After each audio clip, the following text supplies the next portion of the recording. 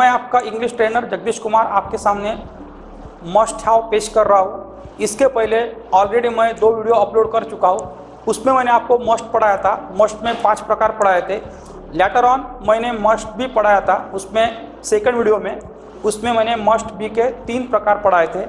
फिलहाल के वक्त में आपको मैं मस्ट हैव पढ़ा रहा हूँ। देखो दोस्तों, कर्ता ने कोई क्रिया की ही होंगी, यानी कर ही चुका होगा, यानी कर्ता के माध्यम से कोई क्रिया हो ही चुकी होंगी। इसकी श्योर गारंटी है, 100% गारंटी है। ऐसा दर्शाने के लिए आप मस्ट हैव का इस्तेमाल करते हो। और अगर तुम कंस्ट्रक्शन देखते हो, subject plus must have plus V3। देखो दोस्तों, जब हैव आता है तो V3 आता है।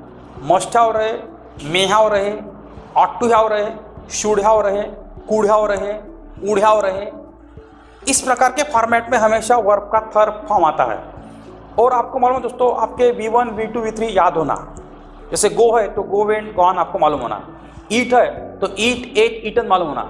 क्योंकि जो क्रिया हो चुके उसके बारे में अगर आपको दर्शाना है, बताना है तो थर्ड फॉर्म ही आएगा। अंडरस्टूड? तो यह वर्ब का थर्ड फॉर्म आता है। अब मैं आपके सामने कुछ वाक्य रखता हूँ, सुनो मेरे वाक्य। वो बस से गया होगा, यानी श्योर गारंटी है।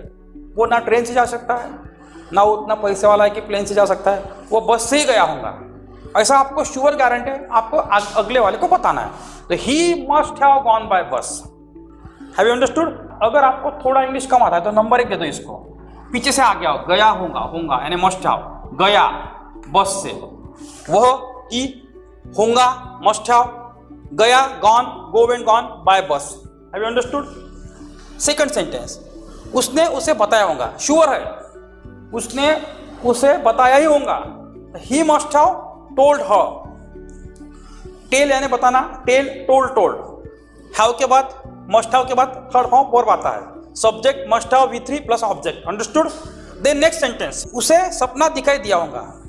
देखो, आपका भाई है या मम्मी है, वो अचानक सो के उठी, यानी उसे खड़खड़ा के उठी, तो आपको दिमाग में एक पॉइंट आया, उसको सपना दिखाई दिया होगा। आप ऐसा बोल सकते हो, उसे बुरा सपना दिखाई दिया होगा।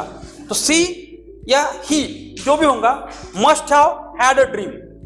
अब देखो, जो हैड या आया है ये थर्ड फॉर्म है जिसको, क्योंकि subject must have plus V3 आता है। ओके, हैव का मतलब होता है के पास है, सेकंड फॉर्म हैड होता है, थर्ड फॉर्म हैड होता है, या V3 थर्ड फॉर्म आया है। और ड्रीम, उसे बुरा सपना दिखाई दिया होगा। तो she must have had a bad dream. Understood? Later on, देखो 2-3 दिन से आपका दोस्त आपको दिख नहीं रहा है, वो तो हमेशा दिखता है। तो आपके मन में एक कंसेप्ट आता है, उसने कुछ तो भी गलत किया होगा। अंडरस्टूड? तो he must have done something wrong. Letter on, उसने तुम्हारी राह देखी होंगी, यानी सवेरे 8 बजे वो गया, शाम को 6 बजे घर आया, तुम्हारी राह उसने देखी होंगी। वो राह देख देख के थक गया होगा, बाद में वापस आऊंगा। तो आपको बोलना है, उसने तुम्हारी राह देखी होंगी, श्योर है। He must have waited for you, then he may have tired and then he came back to the home. लेकिन he must have waited for you. Understood? Later on, उसने नींद की गोलियां ली होंगी, यानी अब ये वाक्य देखो, उसने नींद की गोलियां ली होंगी, यानी शाम को 9 बजे तुमने फोन किया, 9 बजे या 10 बजे अक्सर कोई नहीं सोता है, कोई नहीं सोता है, लेकिन वो 9 बजे ही सो के है। इसका मतलब उसको तो नींद आती नहीं है। उसने नींद की गोलियां ली होंगी, श्योर, इसलिए वो सो गया। He must have taken, take, took, taken sleeping pills. 9:30 बज गए, बस छूट गए होंगे। देखो, बस का राइट टाइम 9 का है, अब बज चुके 9:30, इसका मतलब बस छूट गई होंगी, ये श्योर है। तो इट इज 9:30 राइट नाउ, बस मस्ट हैव लेफ्ट। लीव का third form leave, left, left, यानी श्योर है ना। अगर 9 की बस है, 9:30 बज चुके, तो बस तो छूट गई होंगी, यानी जो लॉजिकल कंक्लूजन है वो तो स्ट्रांग है, 100% है। तो उस वक्त हम इस प्रकार का वाक्य बोलने में इस्तेमाल करेंगे। अंडरस्टूड? दुर्घटना रात में 12 बजे हुई होंगी, क्या होगा? The accident must have taken place 12 midnight। Must have third form take, took, taken. दुर्घटना का मतलब अपघात, एक्सीडेंट, दुर्घटना का मतलब एक्सीडेंट, हुई होंगी श्योर गारंटी मस्ट हैव, होना टेक है शब्द, take to taken third form है, टेकन प्लेस एट 12 मिडनाइट, रात को 12 बजे। तो दोस्तों इस तरह से हम इंग्लिश बोलते समय अगर कोई क्रिया को श्योर गारंटी के साथ दर्शाना है, हो चुकी होंगी, कर्ता ने क्रिया कर ली होंगी, इसकी श्योर गारंटी दर्शाना है, तो आप इंग्लिश बोलते समय मस्ट हैव का इस्तेमाल करते हो। अब हम कुछ क्वेश्चन फॉर्म देखेंगे, जैसे वो वहां जा चुका होगा, श्योर है, he must have gone there, वो वहां नहीं जा चुका होगा, he must not have gone there, या तुम बोल सकते हो he mustn't have gone there, क्या वो वहां जा चुका होगा, क्या वो वहां जा चुका होगा, श्योर है, must he have gone there, क्या वो नहीं जा चुका होगा, must he not have gone there या mustn't he have gone there, वो वहां कब जा चुका होगा, sure, when must he have gone there, वो वहां कैसे जा चुका होगा, how must he have gone there. तो दोस्तों इस तरह से क्वेश्चन फॉर्म में आप मस्ट हैव का इस्तेमाल करके जो क्रिया बीत चुके, हो चुके, श्योर गारंटी है, वैसा दर्शाने के लिए इस्तेमाल करते हो।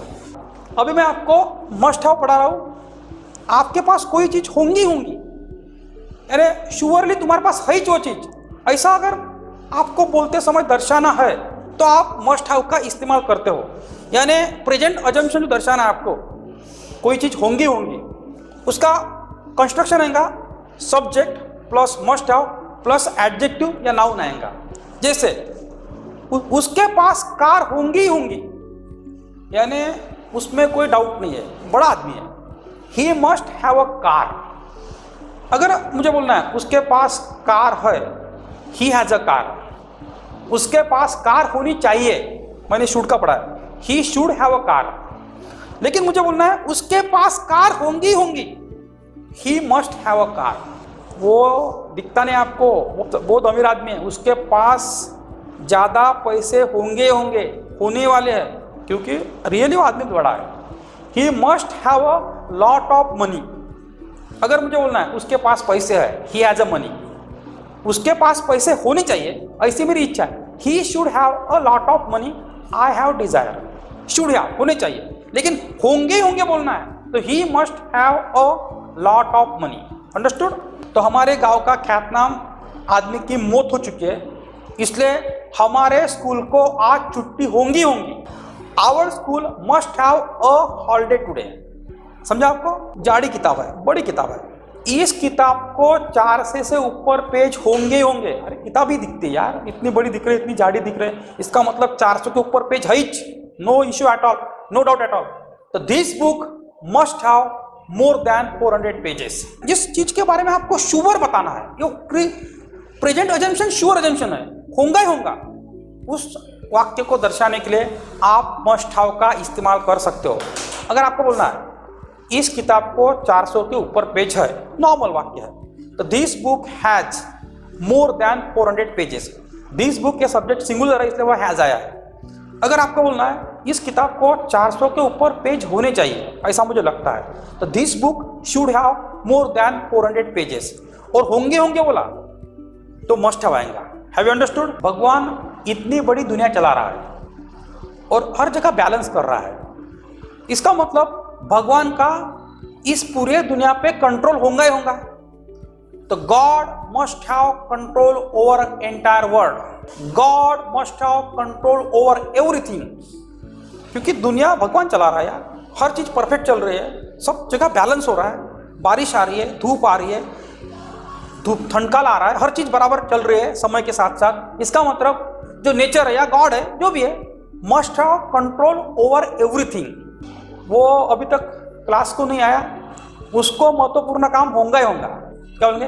ही must have an important work. मुझे नहीं लगता यार उसके पास कोई दूसरा पर्याय है, उसके पास दूसरा पर्याय नहीं है, उसके पास दूसरा पर्याय नहीं छूंगा। He must not have any other alternative या ऑप्शन। उसके पास कार होंगी। He must have a car, उसके पास कार नहीं होंगी। He must not have a car या he mustn't have a car. क्या उसके पास कार होंगी? रियली आपको लगता है? Must he have a car, क्या उसके पास कार होंगी? आपको लगता है मस्ट हैव अ कार, क्या उसके पास कार नहीं होंगी? ऐसा लगता है आपको? मुझे तो उसके पास कार नहीं होंगी यार। He mustn't have a car. See my friends, we are going to study right now last portion of this must have. Must have पास में पक्का होना चाहिए, कोई चीज़ आपके पास पक्की होनी चाहिए, ऐसा दर्शाने के लिए आप मस्ट हैव का इस्तेमाल करते हो। वो ऑर्गेनाइजेशन ऐसी चीज़ है, वहाँ सिर्फ पैसे वाले लोग ही पार्टिसिपेट हो सकते हैं या मेंबर हो सकते हैं। अगर आपके पास पैसा नहीं है तो तुम ऑब्वियसली उस ऑर्गेनाइजेशन के मेंबर नहीं बन सकते। तो हमें क्या बोलना है? You must have a lot of money to be member of this organisation. यानी आप मेंबर हो, इसका मतलब आपके पास क्या है? पक्का बहुत ज़्यादा पैसे है, आप पैसे वाले हो, आप अमीर हो, इसलिए इतने महंगे ऑर्गेनाइजेशन के आप मेंबर बन चुके हो। In order to be an excellent speaker you must have command on all kind of communication. समझो आपकी इच्छा, you want to be a good speaker, excellent speaker, तो somebody is guiding you. In order to be an excellent speaker, you must have command on all kind of communication. Without command on all kind of communication, how can you be excellent speaker? So that in order to be an excellent speaker, you must have command on all kind of communication. See my friend, your friend is there. He is saying you, I want to participate in GK competition. I want first prize. You must have information about everything to participate in GK competition. You must have information about everything. यानी तुम्हारे पास हर चीज़ की जानकारी होनी ही चाहिए, पक्की होनी चाहिए to participate in GK competition. आपको ऐसा लगता है यार बिजनेस मैन ही अमीर होते हैं? ऐसा नहीं है। If you want to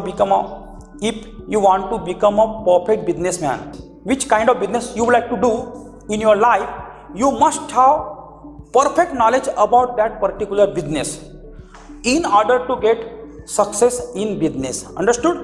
Have you understood? यानी आपके पास वो चीज़ पक्की होनी चाहिए। अगर आपको ऐसा दर्शाना है, आप मस्ट हैव का मोडल का इस्तेमाल करते हुए वाक्य बना सकते हो और इंग्लिश में बोल सकते हो। Then last sentence I would like to put before you.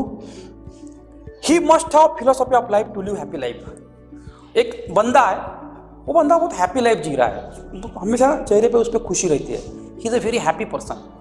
कभी चेहरे पे दुख दर्द की भावना नहीं होती है, कभी चेहरे पे डिप्रेशन नहीं होता है, कभी चेहरे पे ऐसा एंगर नहीं होता है, कभी चेहरे पे ऐसा फ्रस्ट्रेशन या निराशा या दुख या दर्द या सैड फीलिंग नहीं होते, एकदम वो हैप्पी होता है। इसका मतलब है he must have philosophy of life to live happy life. उसके पास पक्का जीवन जीने की एक ऐसी फिलोसॉफी है जिसके कारण हैप्पी लाइफ जीता है। तो he must have philosophy of life to live happy life. Have you understood my friend? This is the construction must have. पक्का पास में कोई चीज़ होनी चाहिए। अगर आपको ऐसा दर्शाना है तो आप इस प्रकार के फॉर्मेट का इस्तेमाल करते हुए इंग्लिश बोल सकते हो।